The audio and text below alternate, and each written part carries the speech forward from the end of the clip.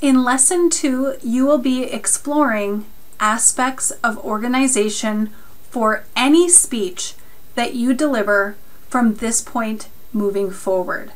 I am going to take a couple of minutes to walk you through aspects and activities of the lesson. As I'm walking you through this, if you have any questions, feel free to email, call, or if you're on campus, stop by. I'm happy to help any way I can. All right, so to get started, you want to make sure that you read chapters 5, 9, 10, and 11. The information in those chapters will assist you on the activities that I'm having you do.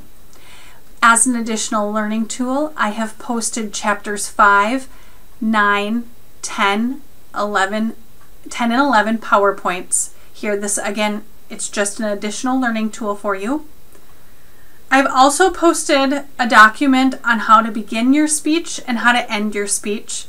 These two documents can be used in every speech and should be used in every speech from this point forward. Stephen Lucas, the author of our textbook, also put together a video presentation for effective introductions and conclusions, so I've posted this video presentation for you as well. And then your first activity will be exploring topics and attempting to identify their purpose based upon the organization of the body. So let's take a look at what it is I mean.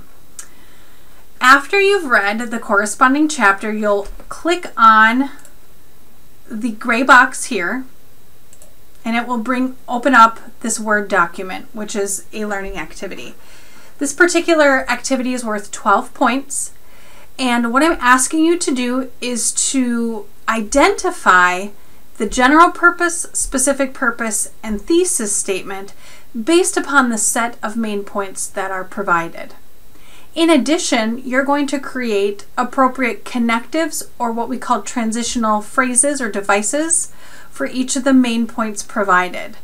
So here's an example. The topic is studying abroad. The main point is personal development, academic development, and career development. So based upon this information provided here, you should come to the conclusion that the general purpose is to inform. The specific purpose is to inform my audience how studying abroad enhances an individual's development in 3 significant ways. Following the specific purpose, because remember, the specific purpose should feed into the thesis. Studying abroad enhances an individual's development in 3 significant ways. So again, these main points tie right back into the thesis. And then as you can see, the transitional phrases that are being used: first, next, not only, it also. So here's an example. The first topic that you're going to be tackling is triathlons. The main point is the first event is swimming, the second event is cycling, the third event is running. So we should be able to come to the conclusion that the general purpose, the overall goal of this speech, is to inform.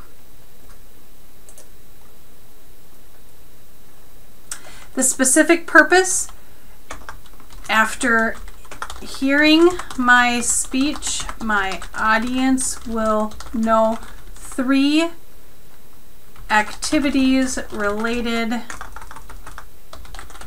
to triathlons. So then my thesis, there are 3 main events when competing in a triathlon.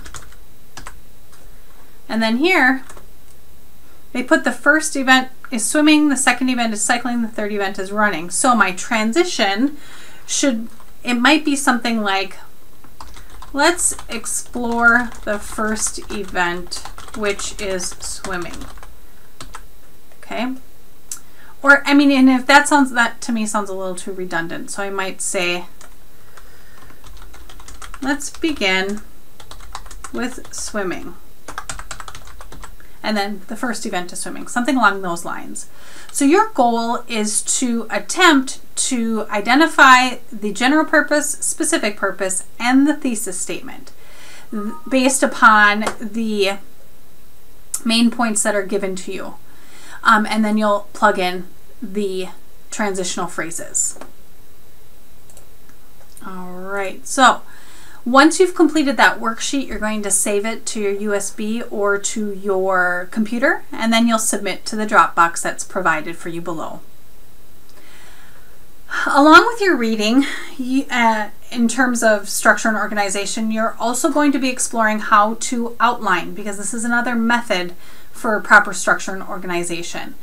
To assist you in practicing with that, I've asked you to create a practice outline, and all you're going to be doing is putting together an introduction and a conclusion with a fictitious, if you will, topic that's been provided. You get to choose that. So you're going to select one of the following imaginary topics, and then you're going to, it'll have a thesis statement and areas, and you're going to develop an introduction and a conclusion. For the outline. The introduction and conclusion should be in outline format as discussed in the text. You may use the example that's provided with you in this packet here. Do not develop the body. We don't need that for the practice. That actually is the easiest part. That's why you don't need to practice it. So I give you your instructions here. You should have your name at the top, the topic, the organizational pattern. Every bullet point is like a checklist for you. Make sure you have those on your own outlines that you're creating. Here are the example topics: television, American family, education, conservation. As you can see, I've given you the topic and the thesis along with the main points. So your goal is to create a general purpose, a specific purpose, and then an attention getter, thesis statement, and a preview statement. And then for the conclusion, should be a signal, restating of the thesis, reviewing of the main points, and then leading the audience into some sort of vivid close. Here's an example outline. The topic is on exercising. The general purpose is to inform. Specific purpose, thesis. As you can see, if this were mine, I would put something like this here. And then pattern of organization would be topical.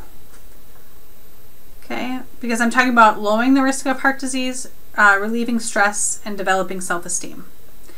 So pick your own topic based upon the examples that are given here.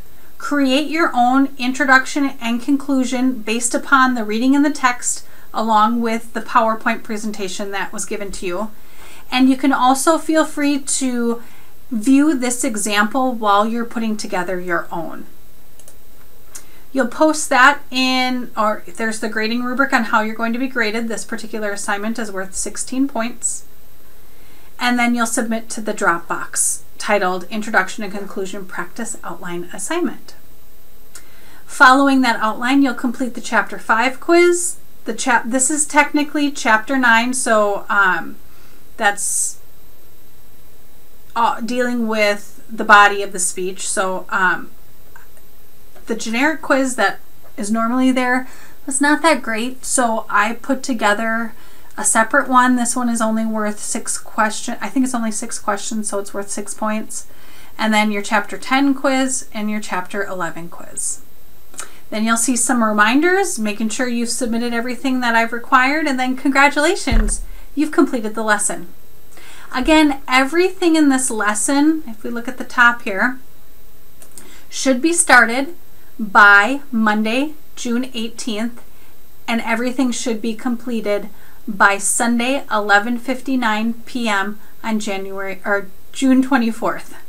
Again, I've put the dates and times right in here as well, and along with every assignment that you'll be working on. Let me know if you have any questions. Keep up the good work.